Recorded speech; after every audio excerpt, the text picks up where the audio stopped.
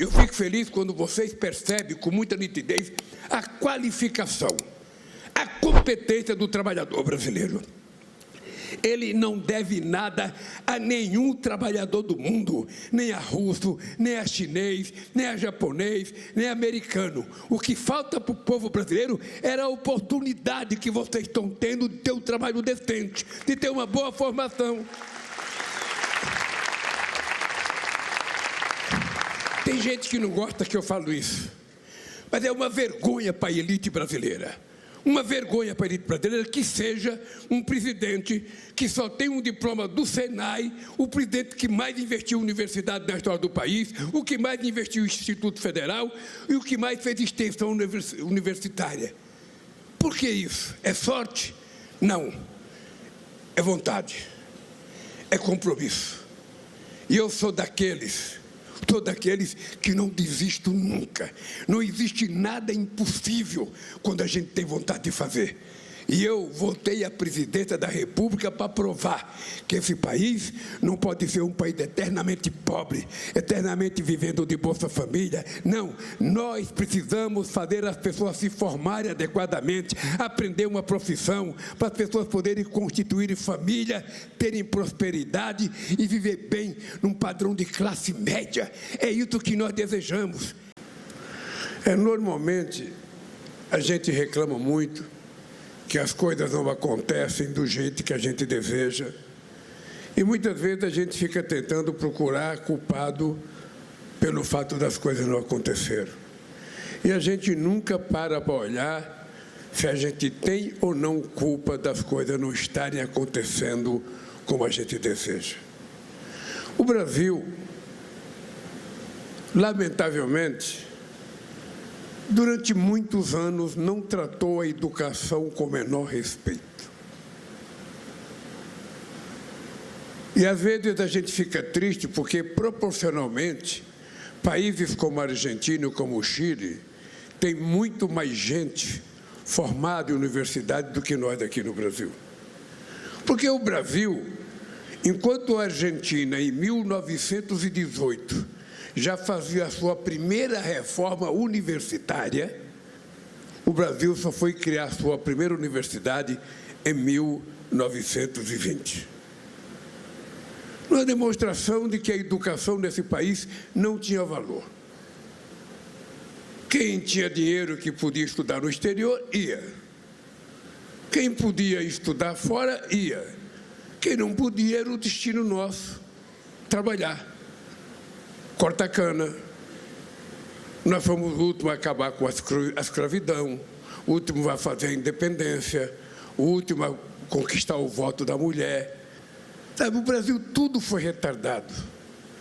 E isso tem uma razão de ser. Havia quem não quisesse apostar na educação, mesmo tendo consciência que a educação era importante, porque mandavam seus filhos estudar no exterior. Ora, o que nós resolvemos fazer? E aí eu devo muito ao Haddad e à esposa dele que me apresentaram uma proposta. A minha obsessão era como garantir que as pessoas mais pobres desse país tivessem o direito de fazer uma universidade. Porque no Brasil tem uma contradição absurda. A escola pública, ela tem menos possibilidade de oferecer qualidade no ensino fundamental do que a escola particular. Então, normalmente, as pessoas que têm dinheiro colocam seus filhos para estudar em escola particular no ensino fundamental. Quando chega na universidade, as melhores são as federais. Aí, aquele que pôde fazer uma escola fundamental particular, vai fazer a privada, sabe? Vai fazer a particular pública e o pobre vai ter que pagar a universidade. E muitas vezes as pessoas passavam no vestibular, e quando iam estudar numa escola particular, o preço era os olhos da cara, as pessoas não podiam estudar. Então nós resolvemos mudar isso. Como é que a gente consegue fazer com que as pessoas cheguem à educação? E aí nós criamos o ProUni. O ProUni foi uma verdadeira revolução nesse país. A gente, na verdade, pegou uma parte da dívida que tinha conosco as universidades federais e transformamos em bolsa de estudo. que foi uma revolução. Foram mais de 2 milhões e meio de estudantes na universidade, gente da periferia de escola pública. A USP, há 20 anos atrás, o Alckmin era governador do estado, sabe, a USP não tinha quase nenhum negro estudante na USP. Depois nós criamos um mecanismo, o Alckmin também facilitou a periferia. Hoje você vai na USP, 50% dos estudantes são negros. Uma demonstração da mudança que está havendo nesse país para que todos sejam tratados em igualdade de condições. Não importa a cor, a religião, o sexo, ou seja, todos têm que ter a mesma oportunidade. E aí eu volto para a questão da indústria automobilística, para que ninguém nunca esqueça o que está acontecendo hoje nesse país. Porque tem muita gente que acha é normal. Isso está acontecendo porque é normal. Isso não tem nada a ver com o Haddad na Fazenda, não tem nada a ver com o Lula na presidência. A indústria está crescendo porque é sorte, é porque nós somos competentes, é porque nós fazemos as coisas direito, porque nós sabemos vender carro. Será que isso é verdade? Vamos pegar um curtíssimo histórico para a gente ver o que aconteceu nesse país. 31 de dezembro de 2010. Vocês têm noção quantos carros eram emplacados nesse país? Vocês se lembram quantos carros eram emplacados dia 31 de dezembro de 2010? Ou dia 1º de janeiro de 2011? Era praticamente 3.600.000 carros. 3.600.000 carros eram vendidos até 2012. O que aconteceu de 2012 até outro dia? Quando eu voltei para a presidência em 2023, você sabe quantos carros eram vendidos nesse país? 1.600.000 carros.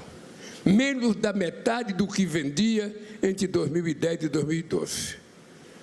Quantas concessionárias fecharam nesse país? Quantas? Porque não tinha carro para vender e porque quando tinha, o povo não tinha dinheiro para comprar. Todo mundo se lembra disso. Todo mundo se lembra. A história é muito curtinha para a gente saber o que aconteceu nesse país. Acontece que esse país não levava em conta a necessidade de fazer com que o dinheiro circulasse na mão de todas as pessoas. Eu tenho uma máxima que eu digo todo dia: muito dinheiro na mão de poucos significa pobreza. Pouco dinheiro na mão de muitos significa distribuição de alguma coisa. Eu poderia pegar um exemplo aqui. Aqui vamos supor que tenha por volta de 500 pessoas. Eu contei, eu estava contando, deve ter 260 de um lado e deve ter 260 do outro. Ao todo deve dar 520 mais ou menos. Tá, mas como eu não sou nenhum centro de pesquisa, fica no mais ou menos. Então imagina vocês que a Nissan me dava esse carro aqui. Quanto custa esse carro? Para a gente saber que as coisas não acontecem, sabe, de forma gratuita. O que está acontecendo no Brasil não é sorte. Vocês estão lembrados no outro mandato meu, de 2003 a 2010, quando a economia chegou a crescer 7,5%? Ah, está crescendo porque o Lula tem sorte.